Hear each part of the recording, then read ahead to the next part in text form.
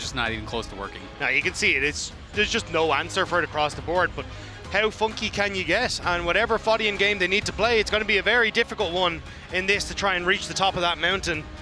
As KT once more going to see if they can push it to that game number 3. I mean, Rest has played some weird stuff. You know, when you look at, you know, all of the games that he played throughout this year, he has an Udyr, a Karma, a Shyvana, a Shen. Like, he's got Nidalee. He's got all kinds of random picks up there. So I don't know if he's going to see the opportunity for it. But to me, when you are looking like you are kind of playing a similar game as your opponents, but just a much worse version of that, it is time to kind of just break the chains, man. Go crazy.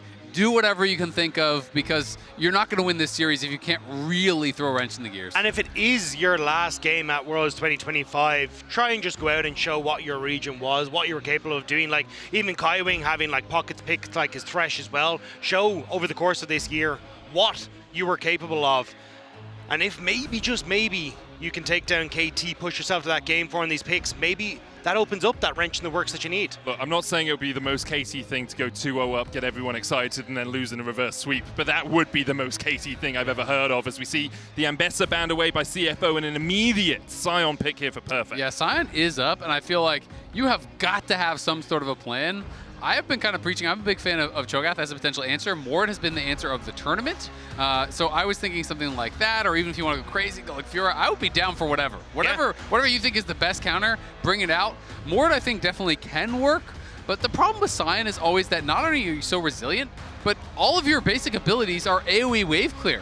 So it's really hard to actually create a meaningful advantage. And Rek'Sai, to me, is just a much worse Sion. So I don't feel like this is it. Unless they have something else cooking, I truly do not understand leaving Sion up.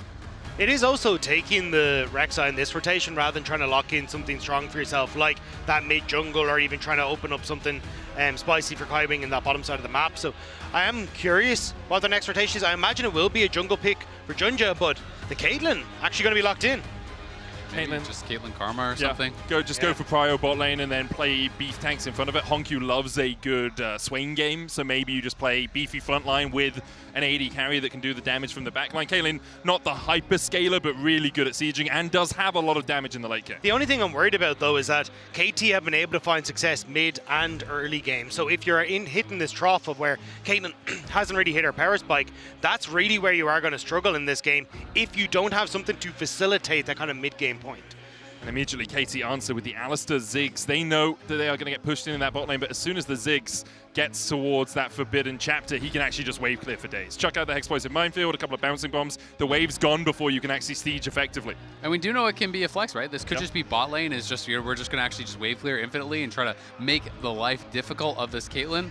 Bard, would be one of these strong laners here, especially early game against Alistar, who is a pretty pitiful laner that would allow Kaiwing to have both some prio in the lane and also get out on the maps and potentially, create a little bit of havoc, which could be beneficial for them. I do like that thought of swapping the Ziggs down into that bottom side, because honestly I think opening up like an AD mid laner for BDD could also be clutch here. We've seen the Yone come out a couple of times, and if you want to try and have that access to the backline, that can work out. Caitlyn though, of course, going to be very strong when it comes towards both avoiding some of that pressure and also just clearing out these mid waves. So if you opt into this kind of 1-4 split push, it may be easier for CFO to manage. I mean, Deokdam has played the Ziggs 7 times so far this year. BDD has not yet played it, but of course he could. But I am just kind of assuming that they're saying, you know what, you're going for Caitlyn. If that's going to be your big swing, we're just going to neutralize you. And then Ziggs can be so effective when you have carries like the Caitlyn. Alistar's going to be flying in, Sion's going to be flying in, Ziggs ult is going to go on your head, and it becomes so hard to actually play out the fight from there.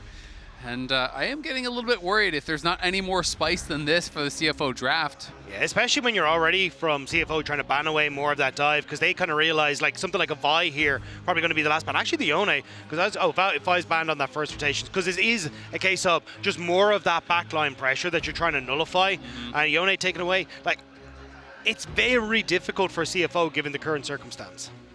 I do really like the Sylas ban here. You know, it is something that would give them some aggression. It's also Alistar, which is one of those ultimates that are so key. Big respect to HongQ as well, because in the finals against Team Secret Wales, he outplayed Histo in the Sylas versus Zed 1v1. It was, the Zed was so fed, and it was like kind of his Faker versus Ryu moment, his moment that he really announced himself as the best player in the LCP. So now, getting with the Sylas, getting with the Pantheon, you can see KT saying, okay, we'll make sure that you can't be Giga tanky by stealing the Alistar ult, but we'll also make sure you don't have long-range follow-up engage to something like a Tempered Fate. Is it? I mean, you could obviously flex Rek'Sai to jungle if you really want, but I don't think that's likely. Just Kindred? Kindred would be fun. I mean, Kindred to me can be one of those really powerful scaling picks.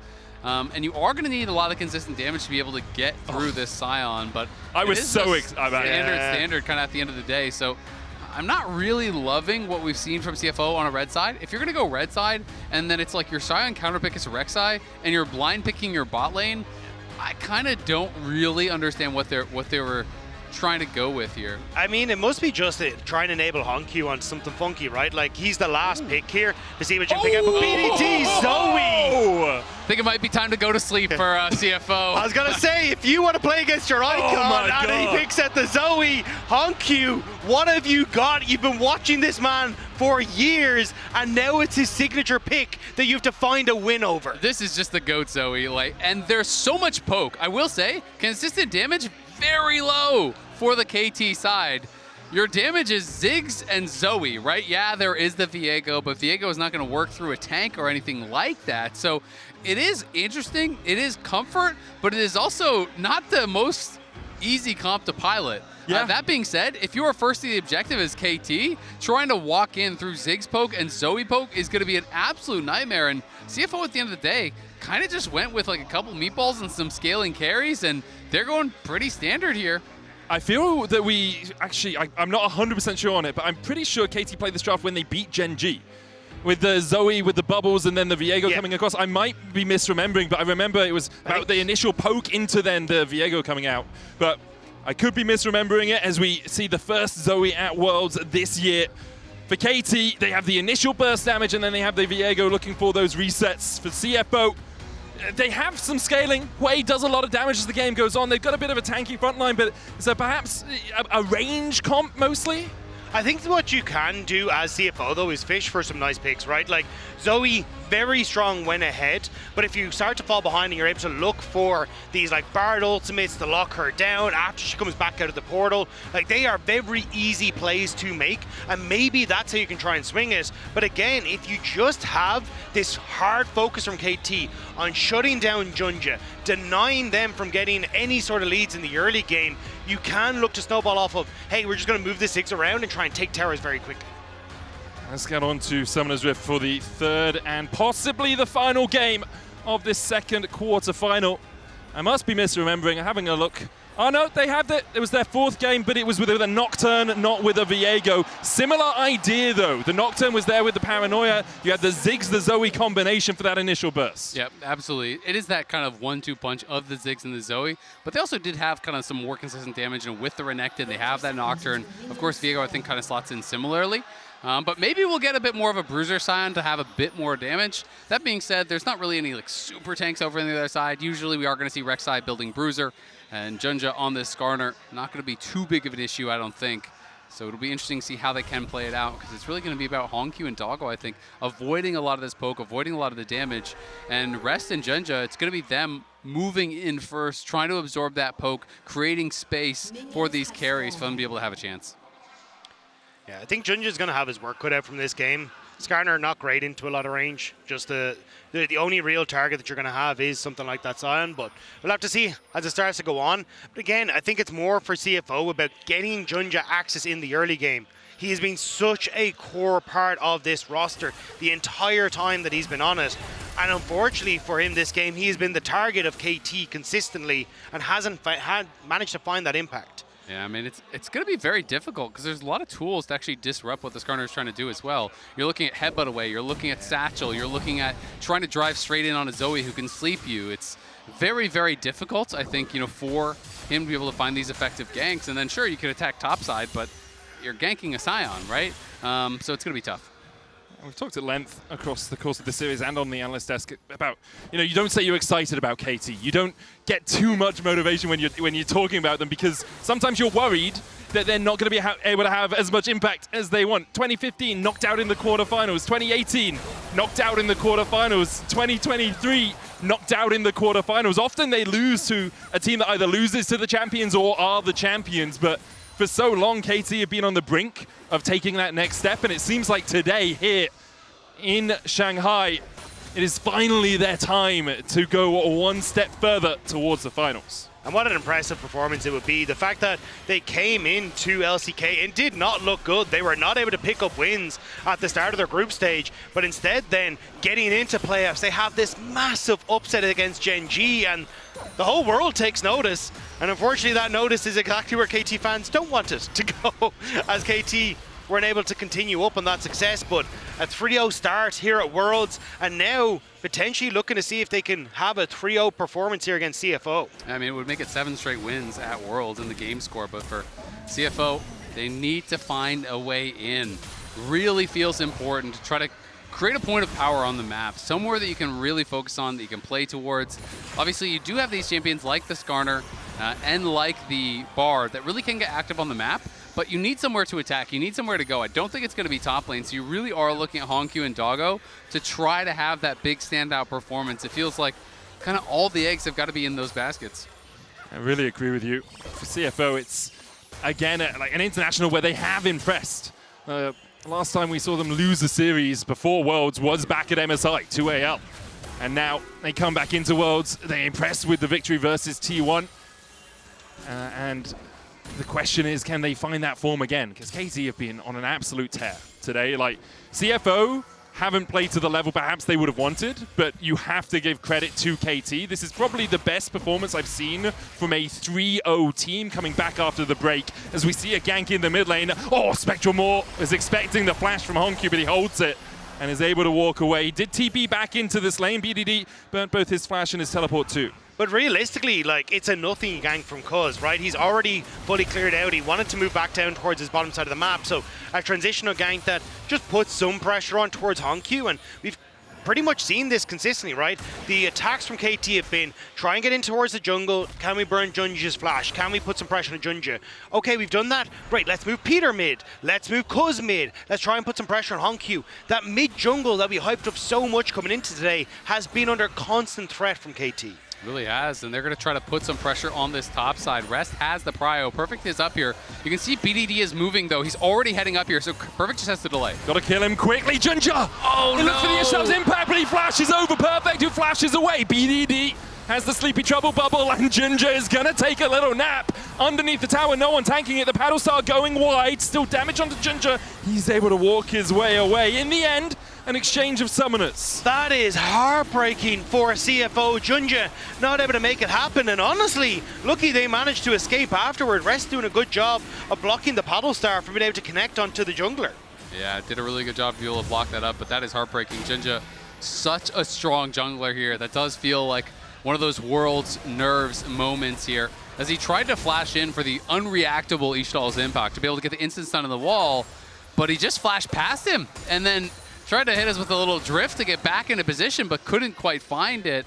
Might have been the first kill there of the game for them, and it's one that you feel like you need that momentum coming in, but someone that they have been able to depend on here at Worlds is Doggo. This guy has been having a stellar tournament. We've talked about him a lot, crushing on the Draven games, and he's going to be here on this Caitlyn when his team needs him most. I mean, he's first of all 80 carries, goal difference at 14, really high damage percentage, has been passing the eye test with flying colors. You need to get him in a winning position, because even in these last 2 games, when you think about who has been having the best individual performance for CFO, even in losses, I feel like it has mostly been him. He has been trying to find these big moments, trying to go aggressive. You think to the Corki game, flashing and getting that kill. You think to the Kai'Sa game, that bot lane fight, going deep against those carries and getting a couple shutdowns. If they can get him in a winning position, Doggo has the mechanics to get you across the finish line against teams of this caliber. Especially against a composition like this from KT. This is one that wants to snowball. Zoe went ahead, incredibly strong. Zoe went behind, bloody useless. And a very similar story when you come towards the Ziggs, but deokdam has not been missing these bouncing bombs, and Doggo's hurting. Yeah, and deokdam is level 6, so you have got to be careful. You get hit by anything else, the ult might just be your flash or your death. Yeah. So Doggo going to have to back off, which means you're going to be losing some more minions. Sleeping Trouble bubble down. Peter looking for the headbutt pulverize. Spectral Maw coming out as well will land the stun, but only onto HongQ. Kaiwing flashed away there on the Bard. Before we saw the trade in the bot side, HongQ did look for a Spiraling Despair in mid, and it went wide, which is the O I exclaimed as we worked our way down towards bot. But again, KT, pressure mid, opening up for deokdam on bot side, keeping him able to push in. And this is a big wave now that Doggo is losing on this bottom side, and it's because deokdam was able to hit so many of these consistently. And now Peter, how much more do they want to go for? The Mega Inferno Bomb. Doggo is healthy enough, but a third of your HP lost just as you walk back to the lane. Kaiwing a while away from getting down here as well. Exactly, and that early pink ward that they actually placed over by the enemy blue buff, that was Cuzz placing this ward after he did that drive-by gank in mid lane. That has been there the whole time. Yep. CFO has not been able to clear that out for quite a while, and that's giving them all this information. Peter just showed it to him. Hey, mate, there's a ward in there. Why do you get the gold? You know what? I respect it. He's like, we're winning a little bit too hard. Buddy, the ward. Well, Kaiwing has to kill the ward, so he's delayed at getting to the mid lane. HongQ has to flash away with Peter collapsing. Cuzz has started up the grubs and picked up one of them so far. When he took that Chem Drake earlier on. JunJia trying to steal away one of these if he can, but he's at a numbers disadvantage right now. But you still have that TP on deokdam, who's just gone for the reset as well, so potentially going to TP up to this fight. This is risky for a CFO. Sleep onto HongQ. BDD doesn't have a huge amount of mana. Grubs begun again by Cuzz. The flash! Headbutt pulverize! Oh, Peter, take a medal, take a prize, impaled under the tower, but he takes the enemy mid laner down with him. Rest trying to come in from the side. He's going to get slept as well. A perfect nap for KT to collapse as deokdam takes the kill. Kaiwing chased out, make it 3. KT secure the feats of warfare. KT have woken up and chosen violence, picking off members of CFO everywhere on the map, and now they're going to move over towards their prize of these void grubs. And again, it's one of these situations where CFO is not respecting the map state. You called it out, Rob. Look at the Caitlyn. Caitlyn is locked under her tower down here on the map, and we have the Ziggs, who's going to be TPing in, adding the extra mana, and just beautiful play there from Peter. Uses the W taxi, and then Q flash forward out of that, sets him up for first blood. Does lose his life, but deokdam is there. They have the extra member. They get the feats of warfare, and HongQ's just caught snoozing. He is taken down from long range. He was shopping. They say don't meet your idols, and HongQ really wishing he hadn't done this one. BDD setting that up for the long range play from deokdam. The synergy with this composition from KT is beautiful. I mean, the sleep into the Ziggs ult from long range. And HongQ gets taken out, and now insult to injury. More waves going to be lost here. deokdam 3-0, already so far ahead. Temper Fate Satchel Charge down in the right position, though, for deokdam to get out, and he satchels away from the cupcake. Took a moment to reposition himself there. Doesn't gobble up that Yordle snap trap from Doggo. Yeah, and CFO are trying, but they just can't quite get the plays they want. deokdam able to escape, push on that bottom side, more gold into the hands of BDD, and his goal difference this series has been through the roof. And now that you're in a position to continue this pressure, like, you can move Ziggs down to that bottom side of the map to take that turret after you push in mid. Start to threaten now and use these walls at things like the dragon, which have just spawned. And the first items are coming through very quickly for KT. Yeah, it is really looking tough already as Kaiwing gonna get spotted, and Peter's looking. The sleep again. HongQ's gonna have nightmares. Collapse from KT. And BDD claims his second. The best Zoe in the world, and he's showing us why. Relentless pressure here. This red side draft is not working out at all for CFO. I mean, you look up, you gave over the Sion, you've created an 80 gold lead for the Rek'Sai at this point. It's just a nothing burger. And then down in the bot side, you have this Ziggs that was picked as an answer to this Caitlyn, and it has been just excelling throughout the entire game. And we've talked about it so often for CFO. If JunJia and HongQ can be on the same page, they can do work, but KT have shut them down perfectly. deokdam flashes away, the headshot's not enough! The Peacemaker doesn't find its mark. JunJia flashes finally! Finds the shutdown. Cuzz now on the back foot. Ults away with that Heartbreaker. A magical journey for JunJia onto Peter, but a double blast cone will get them to safety. As JunJia might try and collapse on BDD. Ishtal's impact in, catches Peter, slams him into the wall. The rest of CFO trying to collapse, but there's the trample stun, a good impale through the wall. Cuzz able to flash away, asleep onto that Skarner. Paddlestar just short of connecting. Spiraling despair on BDD, Peter falling low. HongQ finds the kill, BDD still dashing forward with the portal, jumps in the end. CFO will back away with 2. The Flying Oysters are not done yet. They knew that that was their moment where they could put some more pressure, but HongQ needs to be careful. So Trouble Bubble doesn't land. I thought BDD might go for the flash Trouble Bubble there. Yeah, KT were playing very aggressively in that moment. I mean, CFO pushed them out, but KT is like, you know what, we're just going to keep scrapping. They didn't want to back off to the tower. They didn't want to cede that jungle camp, so they just kept fighting, and CFO able to get something back here. But again, deokdam just pushing through mid lane constantly. Rest has been a constant up in this top lane, has been very annoying to deal with for Perfect. It is a frustrating matchup. You're locked under your tower, but Sion is still getting what Sion needs. When we look back one more time, as they had to expend so much to take down deokdam. Yeah, the fact that he barely escapes here means that then, as you say, JunJia forced to flash to make sure that he can get the kill just a pixel on towards that health bar. And at this stage, it's the right call from CFO. Just throw everything in the kitchen sink and see what you can get. And KT, they do stick around a bit too long. They're hoping they can play this slow with BDD having the lead that he has.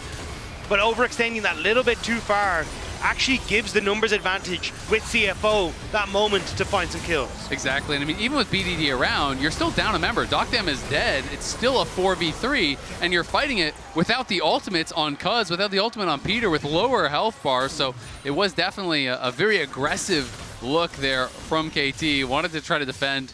Not a huge punish either way, but it is a little glimmer of hope you have to feel like there for CFO. Unfortunately, the kills going to Skarner is not what you want to see. He's the only guy with a big gold lead for CFO, 1,000 gold ahead on JunJia, who has been the face of this league for so many years.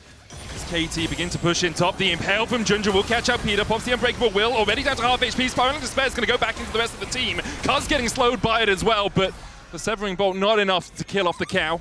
Nicely done, though, by JunJia, making a really good use of this ultimate. Pulls him in, gets the ult, gets the flash. Yes, he gets away, but they are not rolling over by any means. And if you can get that impale, it sets up HongQ for all of his skill shots. Those become point and click. And also just gives them this vision control in this top side if they want to play aggressive, waiting on that push from HongQ in the top side, because you've got Herald in 30 seconds. So CFO looking to see if they can capitalize on it. Redemption onto HongQ just to top him up. CFO will really want to take this out, but now they have to look for the reset. No wards currently on Kaiwing. That's what he's going back for. Trying to get them up. Just have the Celestial opposition, whereas Peter yet to actually upgrade his World Atlas all the way. He's finished that redemption, as has Kaiwing. So in terms of warding advantage, it's a small one for CFO. You got push in bot side and the opportunity to try and TP rest in. Still though, they weren't quite able to get the pressure the CFO wanted here. Couldn't get deep vision. Now you've got KT back out onto the map, and Peter again in a great position to just sneak some of those wards into that top side and spot out how CFO are trying to move in en masse to this top side of the map. And you can see that CFO have maintained pretty good defensive vision in their jungle. They're trying their best to actually move it forward into that river to try to be able to take control. But Cuzz and Peter have just been moving around here constantly. You know, BDD or deokdam gets pushed, then they move over as well, and non-stop just fighting over this vision. It's so hard to fight against a Zoe Ziggs if you do not know where they are. Especially when double Hex Tech Gunblade completed. That's so much burst damage if you can hit both of those channels on towards lockdown targets, and that's exactly what KT are looking to do, just fishing for some of these bubbles on the top side, seeing if they can connect with HongQ. But KT gonna take it slow, push out the waves, and then amass onto this objective. Yeah, Peter gonna go back, pop up those wards again, went from 1 to 4. And you have to remember as well, with the Sleepy Trouble Bubble, the next bit of magic damage you're taking is amplified, so those bouncing bombs can kind of act just like a paddle star.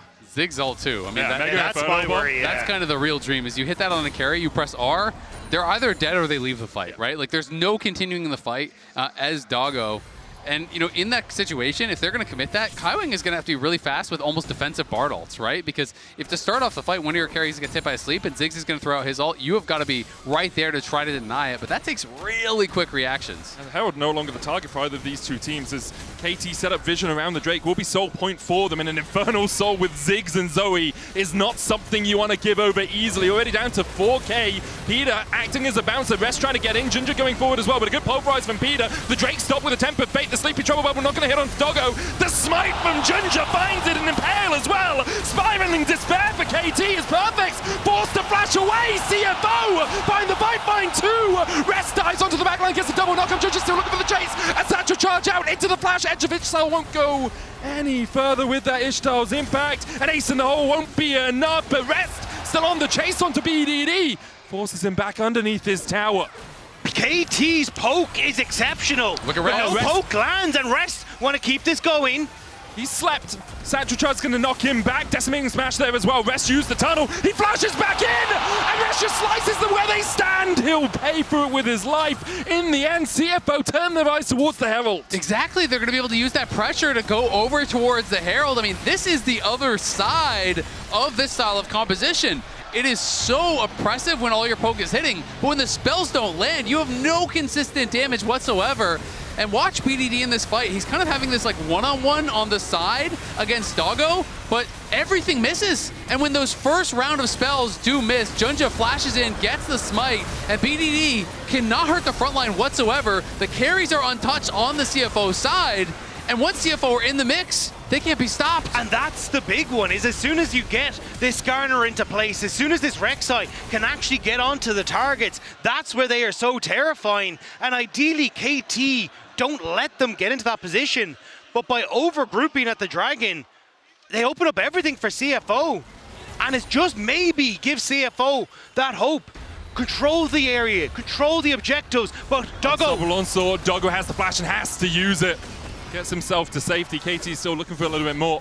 Importantly, most of the gold in that last fight for CFO, who have evened out the total gold in the game, did go to their jungler and to their top laner. A Rek'Sai can do a lot of damage. Titanic Hydra complete. Tunneler as well, building up to more of those physical damage items, but it's not as much as you would like. But for me, it's less about the gold, it's about the map control. Sure. Because that's really what CFO need. When you're getting down these turrets, it doesn't give KT as much access to the map, and you can make plays like this. Styles impact, Satchel Charge stops it. That does mean the Satchel can't be used on the tower.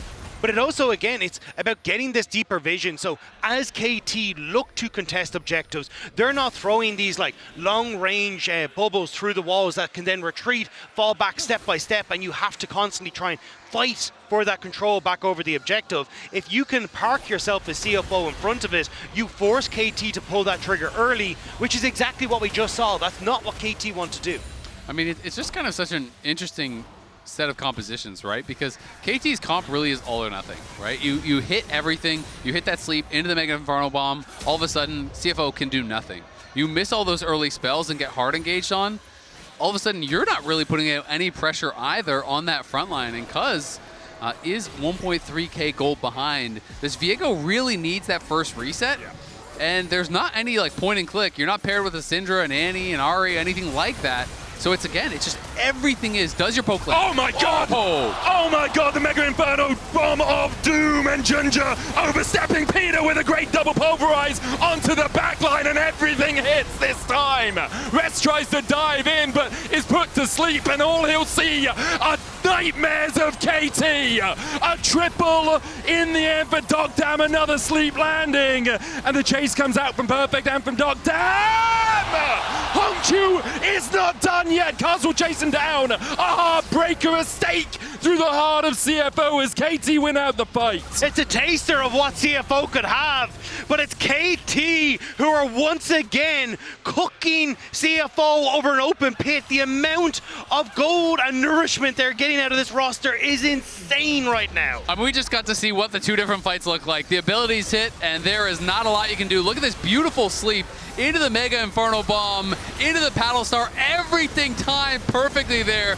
We're going to call it the Mega Inferno Bubble. That was looking clean. And with him gone already, BDD, he's looking like he's got an aimbot. He's just point and click. Peter caught with a Tempered Fate. And that cow might be going golden, but he is going to get skewered by CFO. The Otacon next TP's coming out as CFO try to up the tempo. TP out from Perfect as well as KT are going to call for a fight of their own. You've got to wait for BDD. This wall could be devastating, but he's so far away. The ultimates are flying, but Otacon is going down. HongQ already down to half HP. Perfect with the decimating smash doesn't land it. The Otacon should be secured here for CFO. They get it. The sleep lands, but only onto rest. Will KT continue to chase, or will they accept that this fight is not for them? Fantastic play from CFO. They get the pick and they just force their hand, immediately start the Otacon, rush it down. Don't allow KT to get set up. KT's comp is so weak when they're late to the fight. And this is the scrappiness we were talking about for CFO. They don't want to give up the area. Dragon's there. Oh, the damage onto HongQ, spiraling despair though, into the net! And down goes BDD. Cuzz on the backline gets the reset. He possesses that Hwei, and the chase continues. Dives across the wall. Spectral Maw doesn't get the stun. JunJia trying to retreat. Dogdam looking for that satchel. Another stun's going to land. And Rest has the flank. Doggo's there as well. JunJia falls. And now the Skarner taken away by Cuzz. Rest trying to get in, locked against the wall. And Kaiwing and Doggo leave him for the KT Wolves. They'll get the kills. They'll clean it out. And will they turn their eyes towards the Drake? They'll do that and take mid. CFO tried to salvage the play with Doggo and Rest running as fast as they could. But it's KT who are pouncing on JunJia and finding the kills they need to turn the play back. I mean, it feels like it was just 2 or 3 minutes ago that we were talking about Cuzz being down 1.3 gold. He got 7 kills in a row and now is up nearly 2K on this Viego. He is a problem. Has the entire LDR purchased up. They just moved towards Soul Point as well. This play to start it off, though, was really nice from Doggo. As BDD goes over the wall, he almost one-shots him, but he goes back into the root. You got the 90 caliber net hitting him, takes him down with that headshot. But Cuzz is such a problem. We talk about the lack of consistent damage. Doesn't feel like they have that anymore. HongQ's the timing! Decimating smash against the knockup. They don't kill the tower. Mega Inferno will come down as well. As HongQ takes a drive to his demise. And now KT can look for more. BDD with a paddle star doesn't quite clip JunJia. CFO back away. Perfect timing on that decimating smash was just that. What a beautiful play. Catches HongQ as he pops out of the Herald there. Peter follows up. That's the carry down. And it was unnecessary. You didn't need to take that ride. HongQ thought maybe he could get it, but the tower doesn't even fall off the back of it. It is a stiff breeze away from falling. But KT, when CFO find their hope, they snuff it out so fast. Yeah, and the pedal difference is pretty significant, though. You have to look over at CFO's side. It's about 2,300 gold in their favor as far as adaptive stats. So the gold lead lies to you a little bit, but still, it is KT getting further and further ahead, nearly 4,000 gold up. 3.5 minutes until CFO is going to have to try to make their last stand. It really feels like it's all about the setup at the Dragon, because if KT are there first, it feels almost impossible to walk in. But likewise, if CFO are there first and you're trying to walk through a Hwei, you're trying to walk through this trap line, the poke is never going to come. So it's all about who can get that setup, who can control vision. And right now, it's been KT with the pushing waves, and it's them getting the much easier setup. BDD pushing in this top side on his signature pick. This Zoe lost on it back in 2022. Has only played it once since then, but averages about 75% win rate on the champ all time. So often we see KT having it banned against them. For HongQ, he'll be looking like the last couple of fights have gone well. Couple of good spiraling despairs. I don't think he's had a series where he would say he's shone, but he can do it. We have seen him so many times come back from poor series, from poor games, and within that same game actually accelerate himself to victory. And the spiraling despairs have been so crucial, not only for getting some of these picks, but getting those slows are crucial to enabling JunJia and Rest to get into these fights. So if you can find them, that can be the difference maker, that little bit of a slow that enables CFO to close the gap.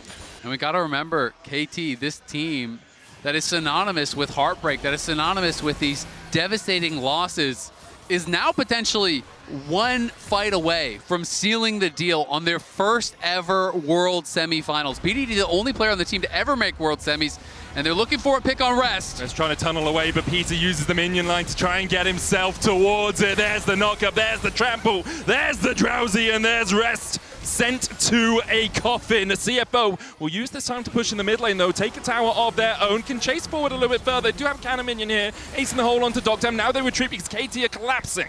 But you still have BDD pushing to that bottom side, so CFO, they're not able to get the tier 2. It would be BDD who's able to pick up that objective, but CFO... Flash from JunJia, Impale doesn't connect, but the damage onto Cuzz will stick. Meanwhile, on the backline, Doggo has to retreat. Kaiwing doing the same, perfect still, just standing as a meat wall in front of CFO. JunJia's gonna fall first, BDD gets HongQ, and now KT can smell their victory. BDD arrives and CFO dies. The Baron is next on the table here.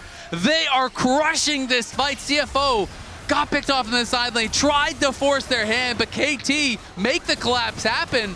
And not only do they get that, they got the tier 2 bot, they get the Baron, they get everything. And on this composition that feels like it is unique to KT, this Zoe and Ziggs, they're hoping they can burst it down. They should be able to do so, as Rest was there. But KT, this is beautiful. And CFO have to try and make this play. They know they're losing, they know they're behind. So JunJia tries to go for the all-in, Cuzz escapes, but watch the damage. The knock-up from Perfect sets up Doggo and Kaiwing to take half their health bar off the Mega Inferno Bomb, and then KT follow. Now, Peter for player of the series, man. He 100%. headbutts away the impaling JunJia so it doesn't connect, and then Cuzz can rejoin the fight. It's just been sublime from him every game. I mean, he's absolutely smurfing. That Ziggs ult had to be 3,000 plus damage between the 3 people that it hit. Like, that was crazy. BDD arrives, snipes another one. He's got death cap completed now. 2 seconds until the potential last stand here of CFO. Can JunJia come up with another hero steal? Rest is in the top lane, pushing in for that tier 2. Does have the teleport and will use it. The Drake down to 9,000. BDD looking to see if he can find a sleepy trouble bubble. Lands it onto Rest. He can't join the fight. Tempered Fate on the backline. Battlestar just short. Dragon down to 4k. As KT look for the soul and knock back onto JunJia. And again, it's Peter who keeps the enemy jungler at bay. Rest dives in, but the rest of his team are distracted by the cow. Now the chase in with an unstoppable onslaught. And if that's not a name for how KT have played this series, I don't know what is. Unstoppable from KT as they march down CFO and look for the semis. No one expected KC to be one of the teams that could push themselves forward, but at semi-finals in their eyes, their curses may be damned in this position. For the first time ever, KT looked ahead to the World Semifinals.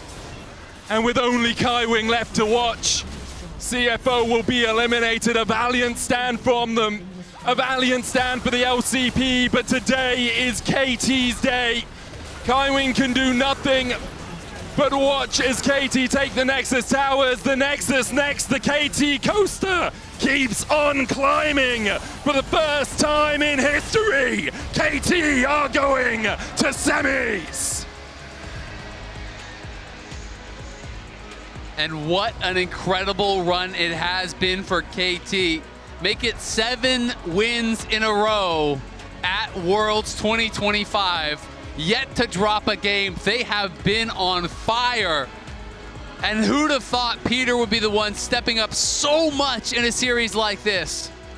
His first time at Worlds, his first time outside of South Korea, and Peter is carrying KT alongside members like BDD. What an impeccable performance from the support player, and what a moment for KT fans around the world.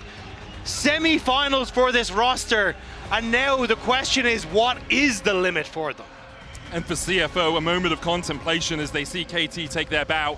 They can be proud of what they've done, making it to the quarterfinals, taking victories against T1, managing to pick up wins, showing that the LCP can challenge on the global stage again for the first time in 10 years. All those 5 players and Driver alongside them deserve your respect. What a performance overall from CFO. Ending a drought a decade